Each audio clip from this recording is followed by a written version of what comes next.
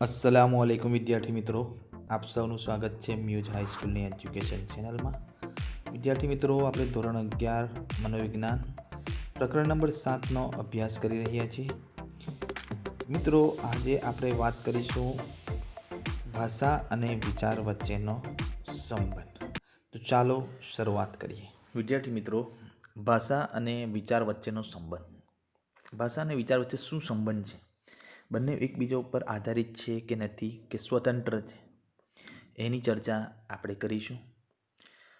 વિદ્યાર્થી મિત્રો, તમે સાંભળ્યું હશે ઘણીવાર તમારા વડીલો અથવા શિક્ષકો પાસેથી કે આપણે જે કંઈ પણ બોલીએ છીએ એ બોલતા પહેલાં આપણે વિચાર કરવો જોઈએ, જેથી કરીને આપણને પાછળથી પસ્તાવાનો સમય આવે નહીં। ગુજરાતીમાં કહેવાય છે કે કમાનમાંથી છૂટેલું તીર અને બોલાયેલા શબ્દો કદી પાછા આવતા નથી। તો આજે ગુજરાતી ભાષાની આ જે કહેવતો છે એ ક્યાંક ને ક્યાંક ભાષા અને વિચારને જોડે છે। તો એની ચર્ચા આપણે કરીશું। વિદ્યાર્થી મિત્રો, આપણે આગળ જોઈ ગયા કે આપણે જે કંઈ પણ વિચારીએ છીએ એ વિચારોની અભિવ્યક્તિ આપણે ભાષા દ્વારા કરીએ છીએ। એટલે કે આપણા જે કંઈ પણ વિચારો છે એ વિચારોને અભિવ્યક્ત કરવા માટે ભાષા ખૂબ જરૂરી છે, બરાબર? આપણા અંદર શું ચાલી રહ્યું છે, જ્યાં સુધી આપણે આપણી ભાષા દ્વારા રજૂઆત નહીં કરીએ ત્યાં સુધી કોઈને ખબર પડશે નહીં। એટલે આપણા વિચારોની અભિવ્યક્તિ ભાષા થકી થાય છે। હવે પ્રશ્ન એ થાય છે કે શું ભાષા વિચારને ઘડે છે? પહેલો પ્રશ્ન એ થાય કે શું ભાષા વિચારને ઘડે છે, એટલે કે ભાષાથી વિચાર ઘડાય છે? પહેલો પ્રશ્ન એ, ભાષાથી વિચાર ઘડાય છે? નંબર 2, એટલે કે બીજો પ્રશ્ન આપણો કે શું વિચાર ભાષાને ઘડે છે?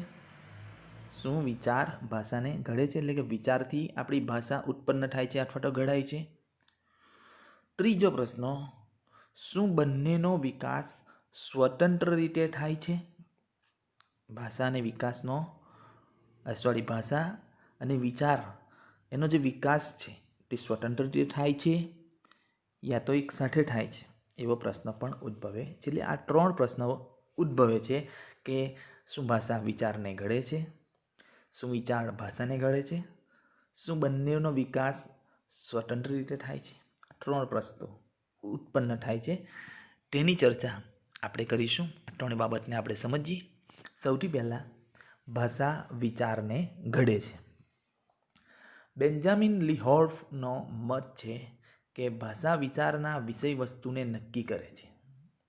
બેન્જામિન હોલ્ફ નામના જે મનોવૈજ્ઞાનિક છે તે પોતાનો અભિપ્રાય જણાવે છે કે ભાષા જે છે એ વિચારના વિષય વસ્તુને નક્કી કરે છે। એટલે કે ભાષા થકી આપણો જે વિચાર છે એનો વિષય વસ્તુ નક્કી થાય છે।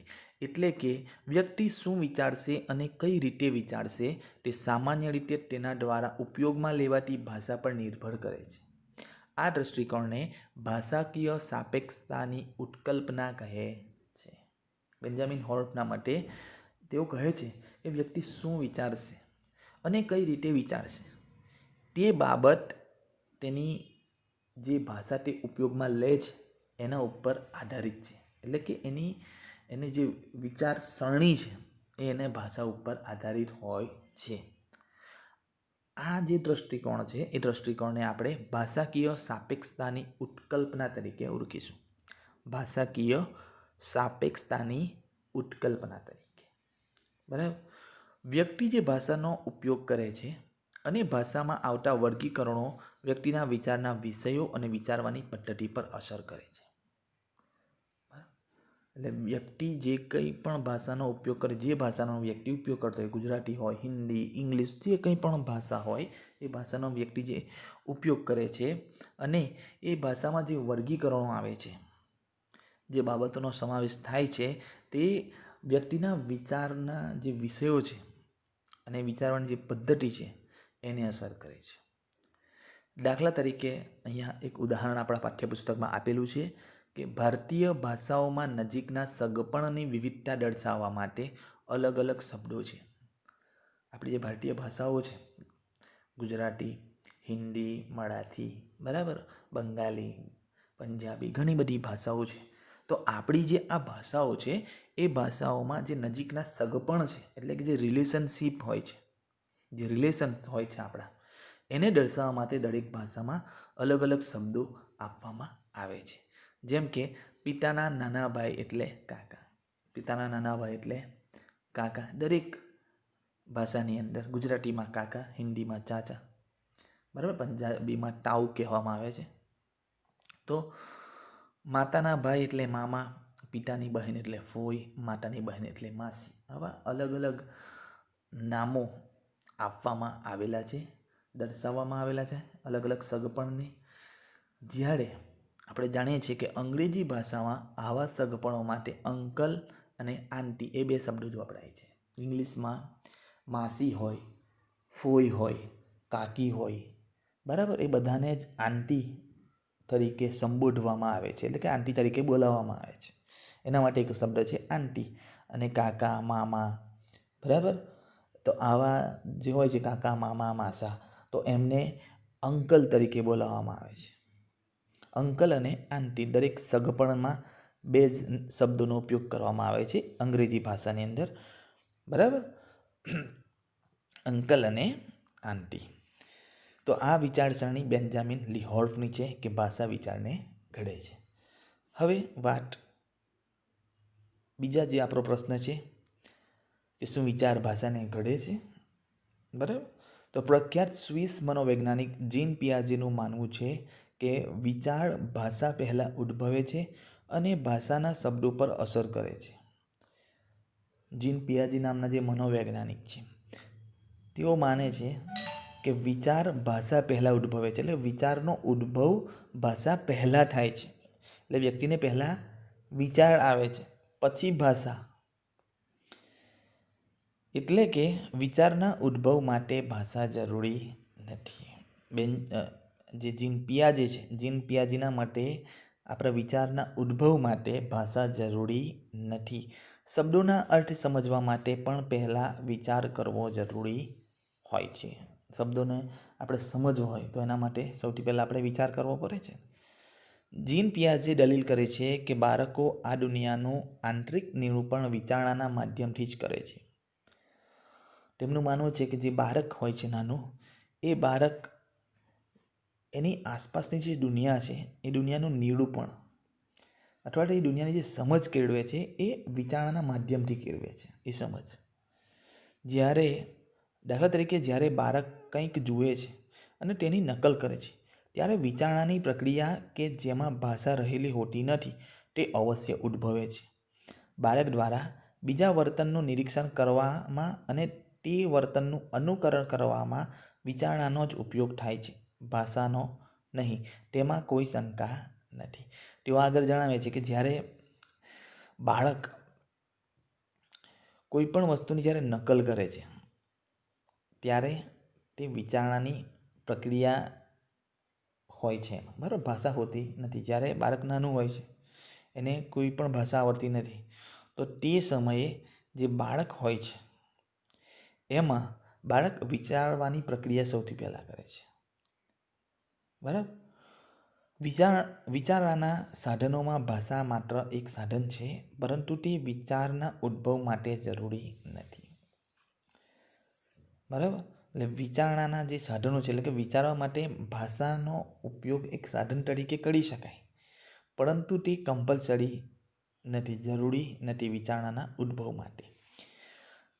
આગળ જીન પિયાજે જણાવે છે કે ભાષા બાળકોને શીખવી શકાય છે, પરંતુ શબ્દોને સમજવા માટે વિચાર જરૂરી છે. ભાષા તો આપણે શીખવી શકીએ છીએ, પણ જે શબ્દો છે એ શબ્દોને સમજવા માટે વિચાર જરૂરી છે. ભાષાને સમજવા માટે વિચાર એ પાયાનું અને જરૂરી તત્વ છે, બરાબર. ભાષાને સમજવા માટે વિચાર ખૂબ મહત્ત્વનું જરૂરી તત્વ છે.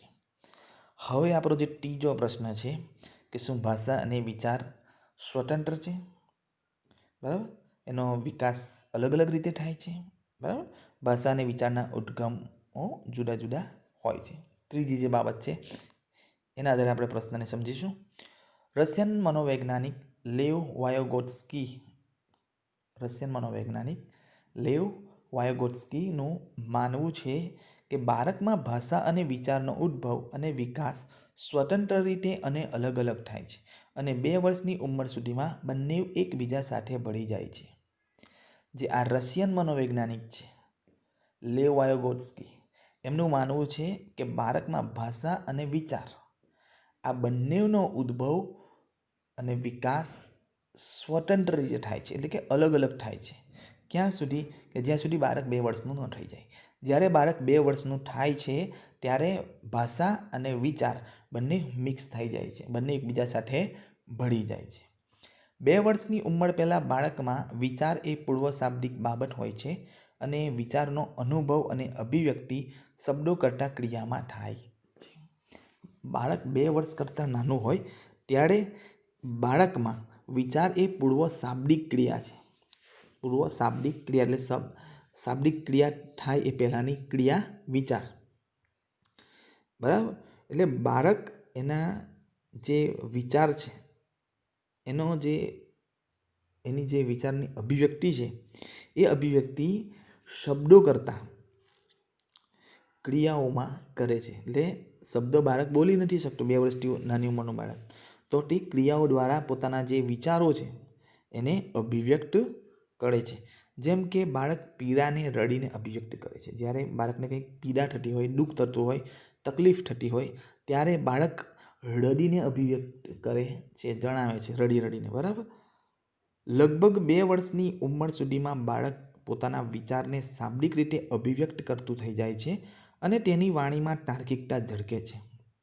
જ્યારે બાળક 2 વર્ષની ઉંમરનું થઈ જાય ત્યારે તે બાળક પોતાના વિચારને શાબ્દિક રીતે અભિવ્યક્ત કરતું થઈ જાય છે. 2 વર્ષ પહેલાં તે ક્રિયા દ્વારા પોતાના વિચારોને અભિવ્યક્ત કરે છે, પણ 2 વર્ષ પછી બાળક પોતાના વિચારને શાબ્દિક રીતે અભિવ્યક્ત કરતું થઈ જાય છે અને તેની વાણીમાં તાર્કિકતા ઝળકે છે અને તેની વાણીમાં તર્ક જોવા મળે છે, તાર્કિકતા આપણને જોવા મળે છે.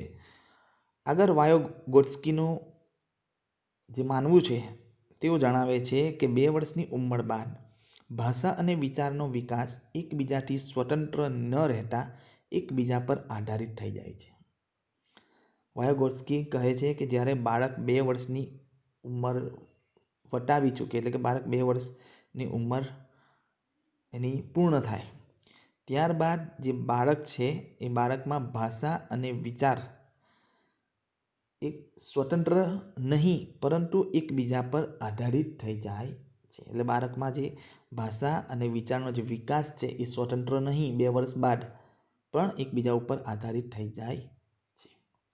તો વિદ્યાર્થી મિત્રો, આ હતું ભાષા અને વિચાર વચ્ચે સંબંધ અને એના જે મહત્ત્વના પ્રશ્નો જે ઉદ્ભવે આપણને એની સમજણ આપણે મેળવી.